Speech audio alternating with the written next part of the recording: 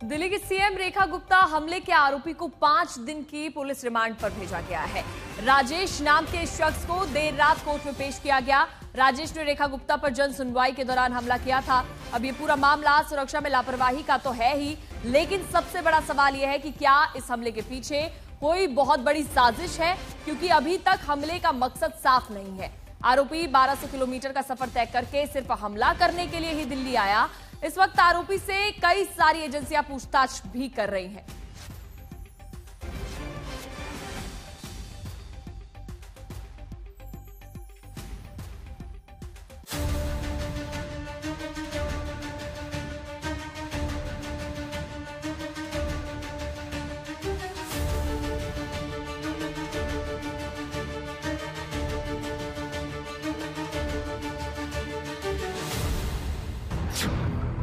क्या दिल्ली की मुख्यमंत्री के खिलाफ आज एक बहुत बड़े हमले की साजिश थी?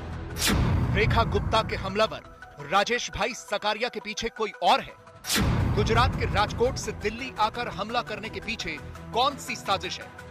क्या कोई बड़ी साजिश छिपाने के लिए डॉग लवर होने का सहारा लिया जा रहा है? यही है दिल्ली की मुख्यमंत्री रेखा गुप्ता पर हमला करने का आरोपी। नाम है राजेश भाई खिमजी भाई सकारिया, निवासी राजकोट गुजरात, उम्र 41 साल, काम ऑटो रिक्शा चालक। अब सवाल यह है कि राजेश सकारिया 1200 किलोमीटर की यात्रा तय करके राजकोट से दिल्ली क्यों आया? क्या वो सिर्फ मुख्यमंत्री रेखा गुप्ता पर हमला करने के उद्देश्य से आया था, या फिर उसके इरादे कुछ और थे? इन तस्वीरों को गौर से देखिए। ये 19 अगस्त यानी कि मंगलवार का वीडियो है। इसकी लोकेशन है शालीमार बाग, दिल्ली, रेखा गुप्ता का निजी आवास। ये तस्वीरें बता रही हैं कि हमले से पहले आरोपी ने पूरी रेकी की थी। उसे मुख्यमंत्री रेखा गुप्ता के एक एक मूवमेंट की जानकारी है। वो मुख्यमंत्री के निजी आवास जाकर रेकी कर रहा था। वहां सड़क पर मौजूद रिक्शा चालक से एक एक जानकारी ले रहा था। खबर मिली है कि उसने रेखा गुप्ता के निजी आवास का वीडियो भी बनाया था। मुख्यमंत्री के निजी आवास के स्टाफ ने एक पर्ची पर सीएम के सरकारी आवास का पता और जन सुनवाई का समय लिख कर दिया था। आरोपी राजेश ट्रेन के जरिए मंगलवार की सुबह ही राजकोट से दिल्ली आया था। वो सिविल लाइंस में गुजराती भवन में रुका था। आरोपी राजेश पहली बार दिल्ली आया है। इसके बाद आरोपी आज सुबह 8 बजे से पहले ही मुख्यमंत्री के सरकारी आवास पहुंच गया। वहां उसने हमले की तैयारी पहले ही कर ली थी। आमतौर पर रेखा गुप्ता ऐसे ही अपने आवास पर जन सुनवाई करती थी और वो इस सुनवाई के दौरान खुद ही लोगों के बीच पहुंच जाती थी उनकी शिकायतें सुनने के लिए। आपने यूपी के मुख्यमंत्री योगी आदित्यनाथ का भी जनता दरबार देखा होगा। योगी आदित्यनाथ भी लखनऊ और गोरखपुर में अक्सर जनता दरबार लगाकर शिकायतें सुनते हैं, लेकिन इस दौरान लोगों को कुर्सी पर बैठाया जाता है और मुख्यमंत्री फिर एक एक करके उनकी शिकायतें उनकी कुर्सी के पास आकर सुनते हैं। साथ में सुरक्षा कर्मी भी होते हैं कि कहीं कोई हमला न कर दे। लेकिन रेखा गुप्ता के जनता दरबार के केस में ऐसा नहीं था। रेखा गुप्ता खुद ही लोगों के बीच सुनवाई के लिए पहुंच जाती थी। आज भी रेखा गुप्ता ने ऐसा ही किया और जब राजेश सकारिया की बारी आई तो उसने मुख्यमंत्री पर हमला कर दिया।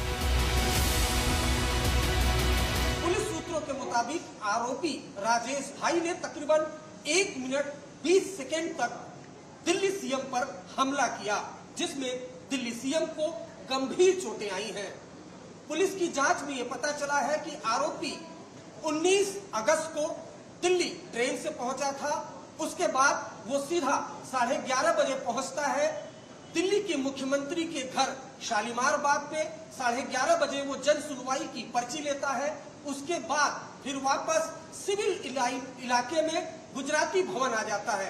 गुजराती भवन में वो पूरा दिन रुकता है। 20 अगस्त को सुबह तकरीबन 7:30 बजे वो दिल्ली के सिविल लाइन पहुंचता है और 8 बजे से जन सुनवाई शुरू होती है। आरोपी लाइन लगाकर खड़ा होता है। उसके बाद वो मौका देखकर दिल्ली सीएम पर हमला कर देता है। 1 मिनट तक हमला आरोपी करता रहता है और जो सिक्योरिटी पर्सनल है वो दिल्ली सीएम को आरोपी से छुड़वाने की कोशिश करते रहते हैं। बीजेपी और रेखा गुप्ता के कैबिनेट मंत्री दावा कर रहे हैं ये कोई साधारण हमला नहीं है। बल्कि ये मुख्यमंत्री को मारने की नीयत से हमला किया गया। हमला साधारण हमला नहीं है, बहुत ही गंभीर हमला है। मुख्यमंत्री जी को जमीन पर गिराकर मारने का प्रयास किया गया है और एक महिला मुख्यमंत्री जो कि रात दिन केवल दिल्ली की सेवा में लगी हैं, जिनके घर के दरवाजे दिल्ली वालों के लिए खुले हैं और जो जनता से मिलने के लिए अपने बीच में कोई भी सुरक्षा नहीं रखती हैं, बिल्कुल सीधे जनता के साथ संवाद करती हैं। इस व्यक्ति ने पहले रेकी की है, वीडियोस बनाए हैं और उसके बाद साजिश करके पूरी तरह, और ये अकेला नहीं हो सकता, ये व्यक्ति डेफिनेटली इसके साथ और लोग शामिल हैं, जिसकी जांच दिल्ली पुलिस कर रही है। फिलहाल इस पूरी जांच में कई एजेंसियां शामिल हो गई हैं, जो इस आरोपी को रिमांड पर लेकर पूछताछ कर रही हैं। दिल्ली से अरविंद ओझा के साथ आज तक ब्यूरो। गुजरात के राजकोट से दावा किया जा रहा है कि ये आरोपी तो एक डॉग लवर था और वो सुप्रीम कोर्ट के फैसले से नाराज चल रहा था, इसलिए वो दिल्ली गया। लेकिन इस सवाल का फिर से जवाब नहीं मिला कि इसने रेखा गुप्ता पर क्यों हमला किया।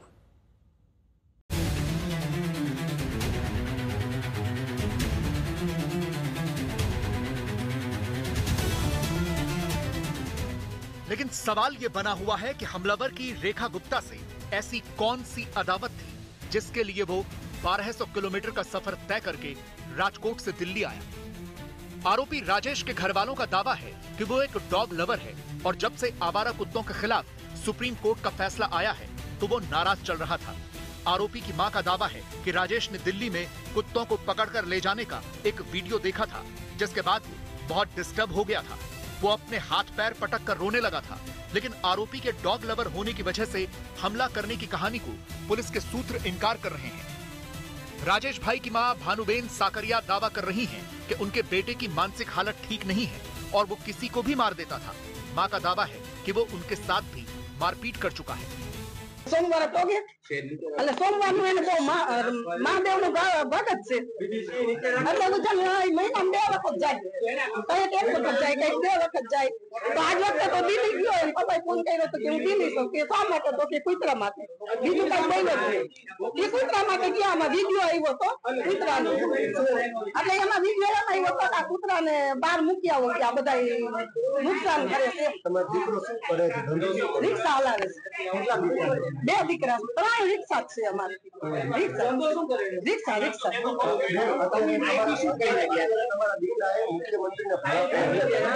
મુખ્યમંત્રીને ફડાકો માર્યો છે, તો આવું શું કહેશો તમે? આવું કેમ એમને કર્યું છે? એનો મગજ એવો છે ભાઈ, ઈ ગમે ને મારી દે ને મને કરી વાત મારી દીધી। હું 15 દી વહી ગઈ, એનો મગજ ખારો હોય તો કોઈનું પાટલો લઈને મને મારવા, એવો મગજ છે।